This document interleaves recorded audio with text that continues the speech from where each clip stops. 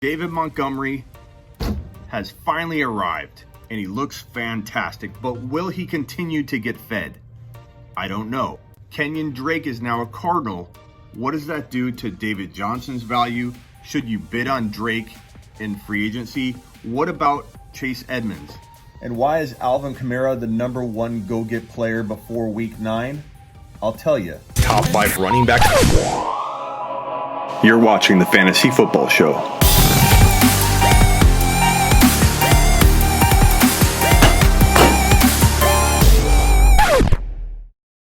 I couldn't be more ecstatic about the arrival of David Montgomery. I wished it had happened sooner.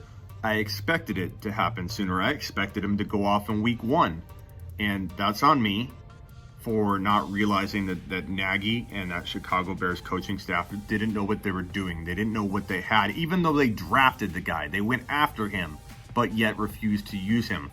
I still don't understand why. And I fully don't trust that they'll use him properly moving forward.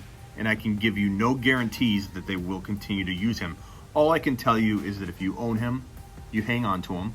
You don't sell him, because no one's going to give you, I believe, what he's worth, which is top 5 to 10 running back value. And if you don't own him, it's too late to go get him. You're going to have to pay top dollar, and there's still a little bit of risk that you need built in order to account for them screwing up here and there in terms of using him. If he gets 18 to 20 carries a game, he's going to shine. Something I talked about all offseason, putting my reputation on the line and taking a lot of heat up until now, and rightly so. He hasn't delivered, and that's on me. I take ownership of that. But I do know, and have always known, that the talent is there. I've been said on the CBS Sports radio show that I do every single Wednesday at 10 p.m. Eastern here on youtube.com/the Fantasy Football Show.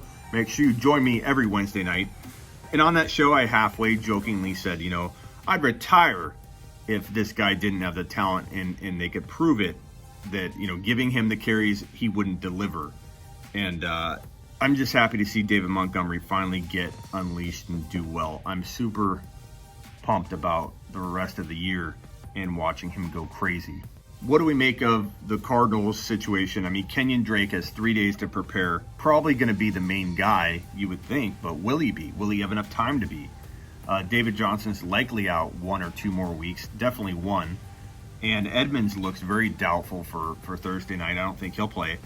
And what happens when Edmonds comes back? What happens if DJ's out for a long period of time? This trade indicates there's something going on behind closed doors, maybe? Maybe not. But all I know is that when you sign Alfred Morris, Zener, and make a trade for Kenyon Drake, and Edmonds is hurt, to me that spells some kind of breaking news brewing that we might find out later in the week, or maybe next week, that he is worse off than we thought. But we don't know. He could be back in 2 weeks. Who knows?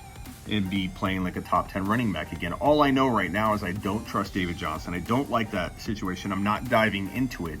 If I already own Chase Edmonds, you're playing with the house's money at this point. So why do anything but wait on Edmonds and hope that he can get back into that lineup? I don't go acquire David Johnson on the cheap. I don't go diving into this situation at all if I'm not already in it. You can't sell David Johnson low. No one's going to give you what you should be getting back in order to even come close to breaking even. So why trade him away on the cheap? You got to hope. Your only hope and your only shot at coming out of this okay is that David Johnson ends up rebounding at some point and isn't out, more than 1 or 2 games. But for right now, it doesn't look good for those of you holding David Johnson ownership in your league. And I just hope you have Edmonds, and I don't know that I would blow my wad on Kenyon Drake using all my free agent dollars when a guy like Walton, the Miami Dolphins running back, is probably sitting there, and I feel like he's a better option long term for the rest of the year than Drake is. So I get that question a lot, or I've got that question a lot over the last 24 hours. Hey Smitty, how much do I bid on Drake? And my common response is not a lot. I would go after Walton instead. Go get Alvin Kamara right now before week 9. Anybody that owns Kamara is probably looking at 2 wins, 3 wins, because they've been without their number 1 player. He hasn't been delivering. And be a detective. Look into this stuff. Don't just sling an offer at somebody. Have ammunition ready.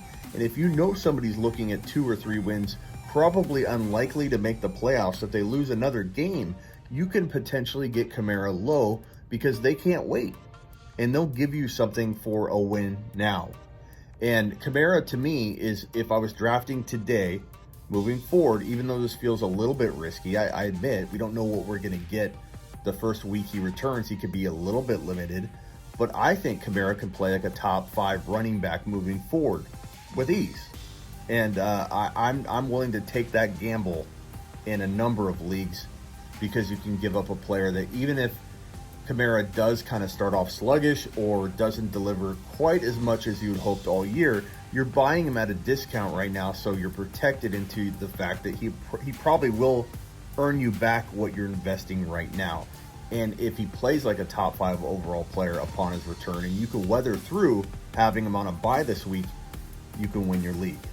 Go buy Alvin Kamara right now. He's the best buy low opportunity heading into week 10, but you're buying him in week 9. Top 5 running back. You're watching the Fantasy Football Show.